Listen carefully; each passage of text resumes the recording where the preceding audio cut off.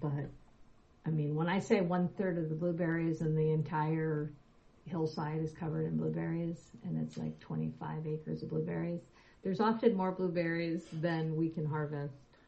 Right. Or cranberries. But it really matters when it comes into devil's club patches or rhodiola, or if you take too many spruce tips off of a tree, it changes the tree's growth pattern and can delay the tree's development. So there's reasons why we just honor the plant by taking a small amount and moving on. And it's by just taking a small amount, we move through the landscape, we see more of the land, we can find more things other than exactly what we're looking for, and we just cover more territory. And I like to do that. I like to get up and move around and not stay in one place harvesting.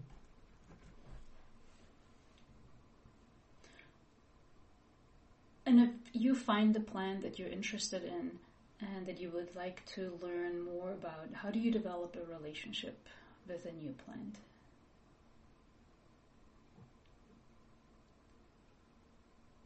Well, you can do that in the field. It's very nice to sit down and communicate with the plant. Open your eye of awareness, which another name for is the third eye. So that place between our two visual eyes, right in the middle of our forehead, this place of inner vision, which is connected to our heart, woven with our heart mind, I like to call it. So take breaths, a series of breaths, drop into presence, awareness, and introduce yourself to the plant, just like we would introduce ourselves to each other traditionally. Introduce yourself to the plant. I like to say thank you for being of service and helping, and ask for a message and see what the plant has to say. Now, this is an old technique which we can call animism. Some anthropologists might call it shamanic communication with other than human species. But that is also an Alaska Native gift. That how is it that we survive in this landscape? Well, it was through our gifts of communication, extrasensory perceptions. We do not talk about this very much. It's written about. In some villages, it's still taboo to speak of our old ways of communicating with each other and with plants and animals. But the younger generation, which I am in, is saying it's time to speak of the truth of who we are, and in that way we can heal, understand, and transform. We have to look at the truth of our spirituality, and we will never go back to the old ways because we have this new knowledge and understanding. It's a weaving of the old and the new. It's what we've always done. Shared information between tribes, travelers, and changed our culture around the new information. And it happens so rapidly here in Alaska that we're just now figuring out how to weave the old and the new. And it takes courageous elders and youth to do this work. And there was a group of Alaska Native healers in the Anchorage area that started meeting in the 80s, and it was called Dinlishla. and it was made up of elders and youth from all tribes in Alaska. And my mom was present, Max Chikalusian, Rita Blumenstein. Their names come to my heart. And they met together to talk truth. And this is slowly, it's a spiritual renaissance and a spiritual practice and process of remembering that's also occurring with the approval of elders of certain families. And so that is plant communication, is dropping into what anthropologists would call altered states of consciousness, but I really love the language coming out now around peak states and flow states that also describes an ability to tap into knowing, knowledge, the universe, to access information. So that's a long answer to your question. And I am planting seeds for the future to look towards our traditional ecological knowledge of spirituality as a way of thriving, surviving through times of great transition and transformation, which is where I feel we are now. Thank you so much for sharing that. That's, very beautiful and important. And as you said, we don't hear often about that level of communication and knowledge transmission, really, and tapping into that extra sensory realm of information. Thank you so much for sharing that and for starting that conversation. Do you have any examples or old stories about human-plant communications?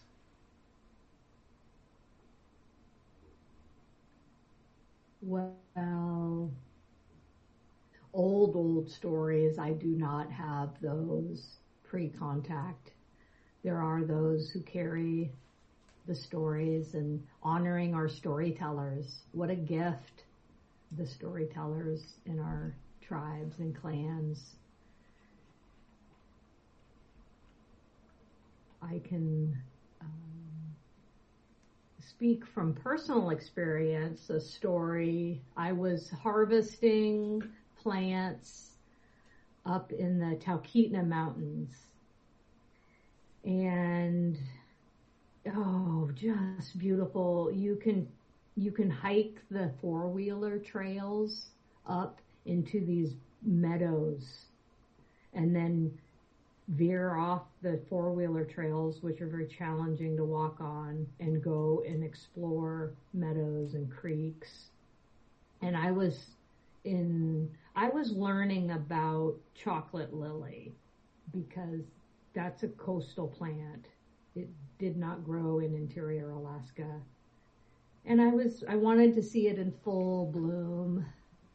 And what grows next to the chocolate lilies are fields of fireweed that's 9 feet tall, and wild geraniums, valerian, coltsfoot. It's just prolific up there, right at tree line. And there was this plant there called false hellebore, which was poisonous. And I thought, well, it's such a beautiful plant. I'm just going to gather the leaves for a flower bouquet.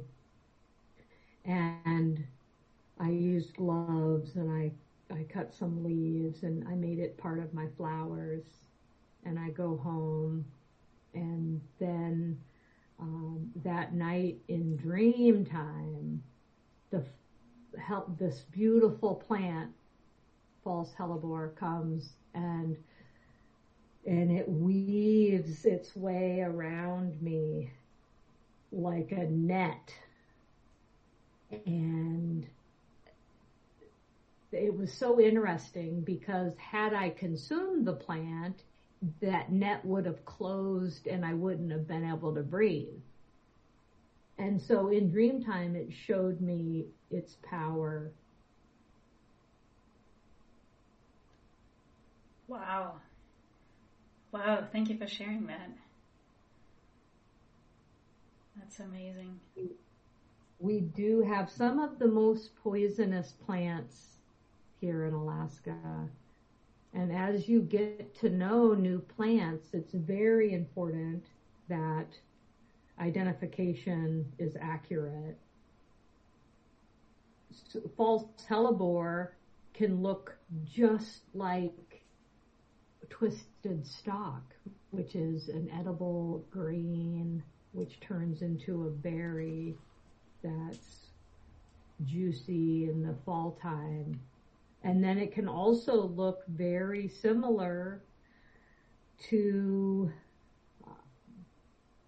other edible plants. So that's why having a living teacher is so wonderful, and I was very blessed to learn the plants I did learn from living teachers, and with good pocket guides, at least 3 different photo references, and then understanding basic botany, the way the leaves grow on a stem, and the number of petals on the flower, and the shape of the leaf, and maybe even for certain plants, the detail of digging up a root and cutting the root open and looking at how the root expresses. Those are very important keys to identifying a plant. And then there's plants that are very easy to identify, and there's nothing else that looks like them. And so the Terry Burich book, and then Janice Schofield wrote a very small pocket guide to edible plants of Alaska. And then you can very easily take those into the field with you and then bring home plant specimens. It's really a fun, creative project to press leaves and flowers. You can make a press out of wood and 4 bolts and then newspaper, and you can press flowers. You can buy them these days, but even that creative act of making your plant press. And it's something to do, and it gets us outside and out of the box, because we have so many things to do. We live in square houses, and we watch a square television, or we're inside of a game, or inside of a phone or a computer. Everything's square, and it limits our perspective, and it limits our peripheral vision. And when our vision is limited, it's an internal and an external experience. And I really believe, I've seen it in my lifetime, just how many more people are depressed, anxious, in pain, lack flexibility, because fewer people get outside. We don't move like we used to. We don't dance like we used to.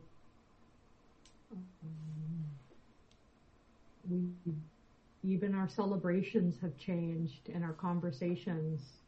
And so I'm advocating for, having celebrations where we can let's find what we agree on and then celebrate. And that's how we create change, is through this celebration rather than shutting each other down.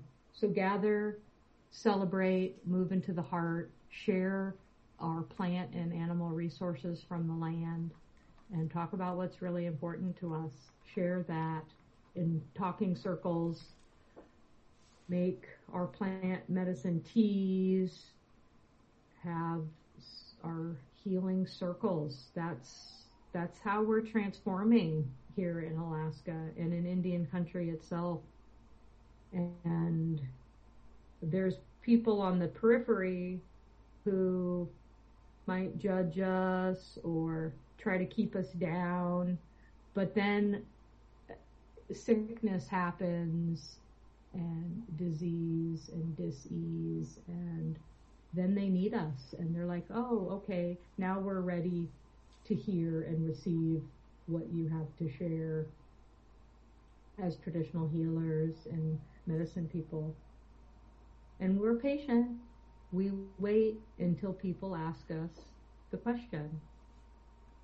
It doesn't do much good if we just talk all the time. People have to come with questions.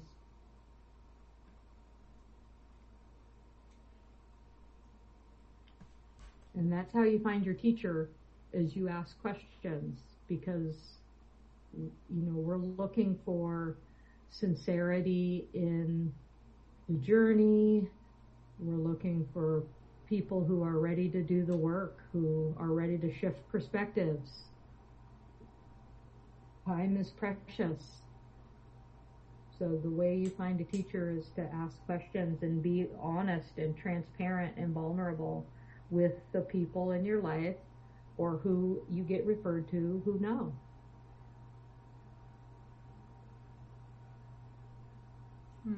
Thank you so much. Thanks for sharing that. Coming back to some actual plants, like I have some questions about, what kind of plants do you harvest and what time of the year do you harvest plants? Can we kind of shift the conversation to that?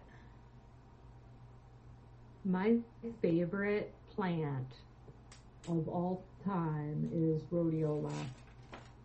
And I harvest rhodiola roots in the fall. But in order to harvest them in the fall, you got to know where they're at in the spring and summer, because then they turn red and they blend in with the rest of the red and orange plants. So you really need to know where the rhodiola patches are before fall time. Otherwise, they're very hard to find. Now, rhodiola I use as what in botany they call a adaptogen, which is a plant that helps us adapt to environmental stress, whatever that stress is in the environment. Now, rhodiola is considered a superfood, and it's been used in the circumpolar Arctic since the beginning of time. And it's a beautiful root. It smells like roses. It's called rockwort in some places, rose root.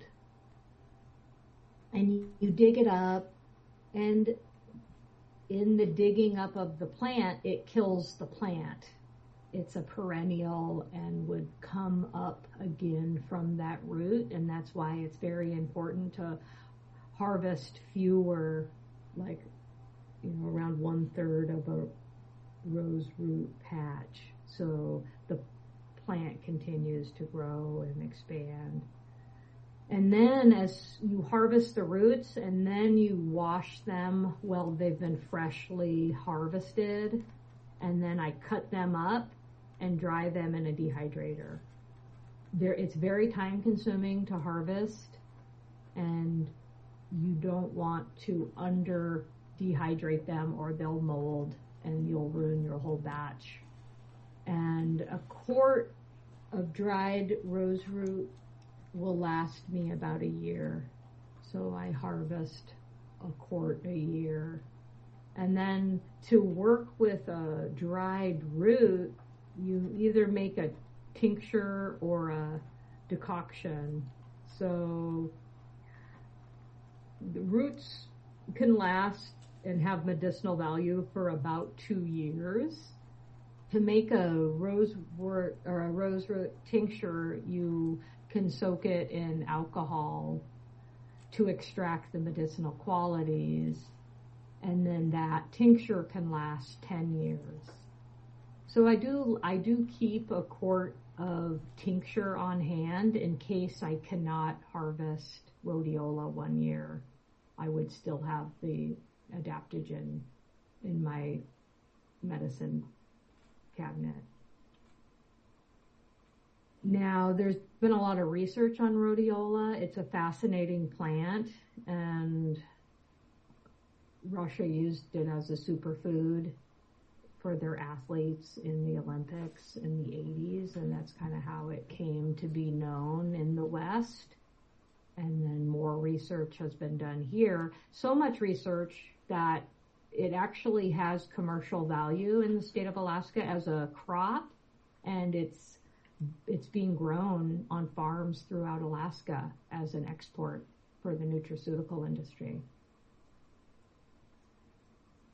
Rhodiola greens are edible and delicious and can be harvested in the early spring and then just used as a pot herb. So however you can steam it, saute it, put it in soups. Another way to preserve it is to ferment it using modern fermenting techniques. You can add it to sauerkraut, kimchi, to just add depth of flavor. I like to combine things. Like now it's 2022, and sure, I'll make a ferment on pure wild ferments, but I also like to add in these domesticated crops of cabbage and carrots and blending the ancient and modern. So that's rhodiola. Rhodiola is green when it's most choice as an edible, and then it puts out, like, the top of the plant turns red into a flower, and then it's not as choice, but still can be eaten. Mostly the roots used medicinally, but I imagine that the greens have medicinal properties. There's just more of medicinal properties than the roots. So I just go for the roots.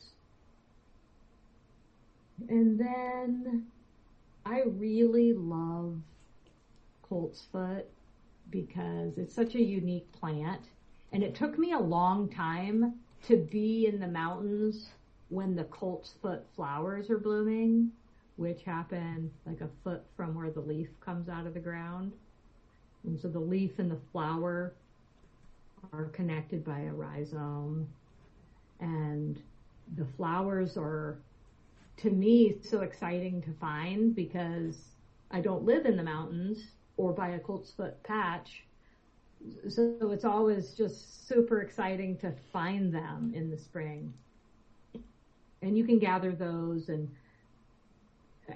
cook them as you would cook a green, bread them, flour them, and put them in saute. I tend to know plants for my constitution, so the plants that I always harvest are the ones I personally need. So I do need colt's foot because I have a tendency to get colds and cough that have a respiratory component. So I'll harvest for my respiratory system colt's foot and bluebells, what we call bluebells in Alaska, but they're also called chiming bells or lungwort because they support the lungs. Now, I love bluebell flowers. They're very time consuming to pick, but they're sweet, and they're a color, this bluish purple color that you can't even buy that as a vegetable at the store. I love to eat things in the whole rainbow of colors. And so that's where my love of edible flowers comes in. one of my teachers, Dr. Jean Houston, she said, when we eat the color of the rainbow, that expands our, inner and outer vision. So that was one of my research projects, was I wanted to know all the edible flowers in Alaska. And I did. And I put it on a list. And I went on in search of all of them. Wow. Yeah, that's fun. Amazing. That was a fun one. Can I get a copy of that list? Yeah, I'll send it to you. Oh, wow, wonderful. Do you have any insights on, would you mind sharing those on mixing plants? I know different herbs have different medicinal properties, and does that change when you mix them? Oh, absolutely. Yes. Well, when you're first learning plant medicine, you make a simple, which is one plant. And you work with simples to understand the plant, how it feels in your own body and experience. Then, once you understand the plants, you can start making combinations. And so for the combination I just spoke of, which was colt's foot leaves and chiming bells, they both impact the respiratory system. Now, I wouldn't use them both at the same time. I would use colt's foot leaves first for 3 days.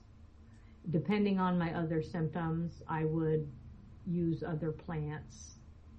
I would use one respiratory plant at a time.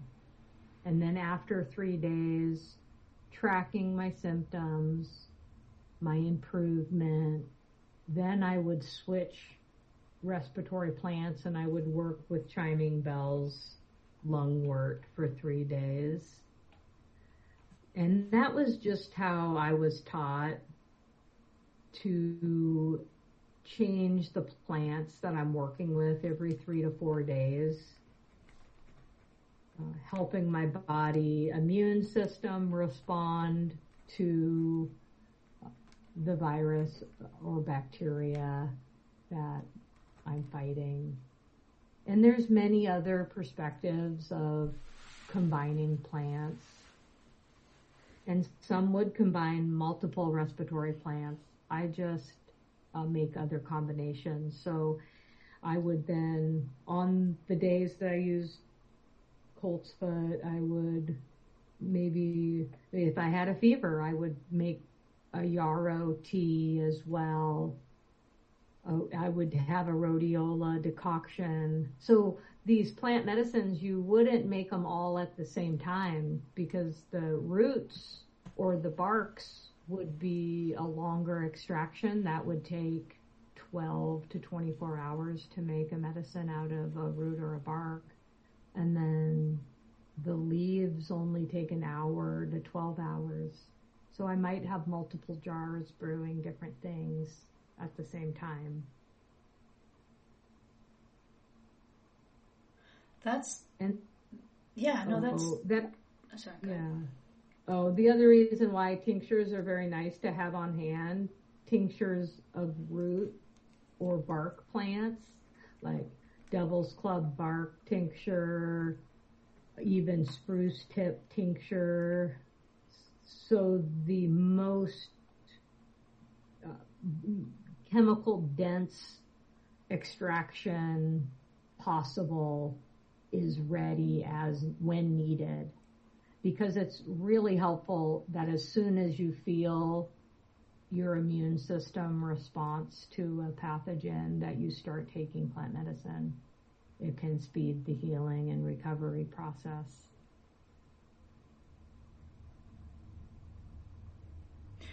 So you're processing plants or leaves differently than barks and roots. with a different duration Absolutely.